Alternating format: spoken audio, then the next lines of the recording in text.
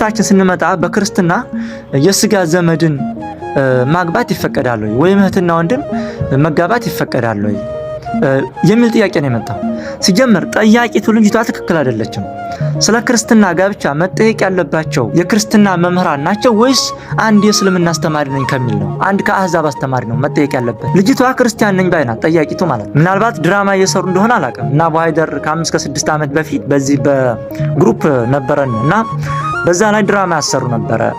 ከነሱ ከተማሪዎቻቸው አንድ ሁለት ያመጡና ክርስቲያን ነን ብለው ሪከርድ እንዲያደርጉና የተለያዩ የማይሆኑ ነገሮችን ያሰሩ እንደነበር እናውቃለን። እና አቡ ሀይደር እነዚህ በግሩፕ ያስተምሩ የነበሩ ከ5 ከ6 ዓመት በፊት በ2007 እና 8 አካባቢ ማለት ነው። ምናልባት እንደዛ ድራማ እየሰሩ እንደሆነ አላውቅም። ነገር ግን ልጅቷን ብላ ነው የጠየቀችው። በክርስትና እህትና ወንድም መጋባት ይችላሉ ብለሃል ማስረጃ አንጣ ብላ ጠየቀችው ማለት ነው።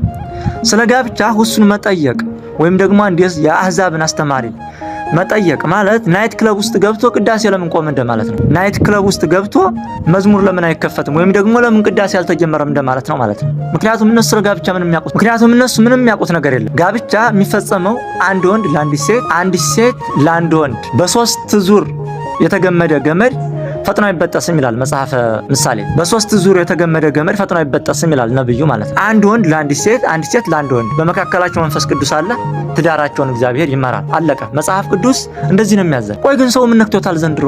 እንዴት ነው ስለ ጋብቻ አንድን የአህዛብ መምህር ነኝ የሚል ሰው ሄዶ የሚጠየቀው? ስለ ጋብቻ እኮ ምንም የሚያውቁት ነገር የለም እነሱ። እና ወደ ትምህርታችን ስንመጣ ልጁ የጠቀሰው በብሉይ ኪዳን ወንድምና እህት የተጋቡ አሉ። እስራኤላውያን ይጋቡ ነበር ብሎ ነው የጠቀሰው። አዎ ይጋቡ ነበር፣ አልተጋቡም አላልንም። ግን ለምንድን ነው የተጋቡት ስንል እግዚአብሔር ከግብጽ ባርነት እስራኤላውያን ወደ ከነዓን እስራኤል ሲያስገባቸው አንድ ትእዛዝ አዟቸዋል ማለት ነው። ታቦተ ጽዮንን ሰጥቶ 5ቱ ብሔረ ኦሪትን እና መጽሐፈ ኩፋሌ ተጽፎ ሲሰጣቸው የወጣላቸው አንድ ሕግ አለ። በአጎራባች ሀገር ካሉትኝ ከአህዛብ ሴቶች ለእናንተ ሚስት አድርጋችሁ አታግቡ፣ ሴቶቻችሁንም ለነሱ ሚስት አድርጋችሁ አትስጡ፣ ለጣዖቶቻቸው ጣዖቶቻቸውን ታመልኩ ዘንድ ልባችሁን ያዘነብላሉና ከነርሱ ጋር አትጋቡ ብሏቸዋል። ምክንያቱም ጣዖት የሚያመልኩ ነበሩ ሌሎቹ ሀገራት ማለት ነው። እስራኤል እንደሚታወቀው የያዕቆብ ልጆች ናቸው። 12ቱ ነገድ እስራኤል ወንድምና ወንድም ናቸው ማለት ነው። ስለዚህ የእስራኤል አጎራባች ሀገራት ደግሞ እነ ፍልስጤም፣ ሲዶናውያን፣ አሶራውያን፣ አማሌቃውያን የሚባሉ እነዚህ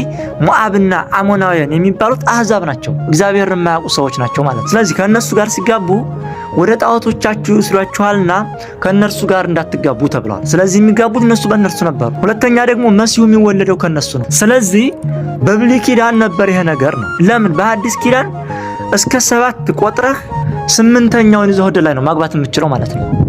ጋብቻ ከ7ቱ ሚስጥራተ ቤተክርስቲያን አንዱ ሚስጥረ ተክሊል ነው። ስለዚህ በቤተክርስቲያን ጋብቻ አንድ ሰው ሲያገባ ዝምድናቸው ተቆጥሮ 7 ተቆጥሮ ከ8ኛው ይዞ ወደ ላይ ነው የሚጋቡት ማለት ነው። ለምን ስንል 7 ፍጹም ቁጥር ነው። ፍጹም ሙሉ ቁጥር ተቆጥሮ 8ኛውን ይዘው ወደ ላይ ነው ሰው ማግባት የሚችለው።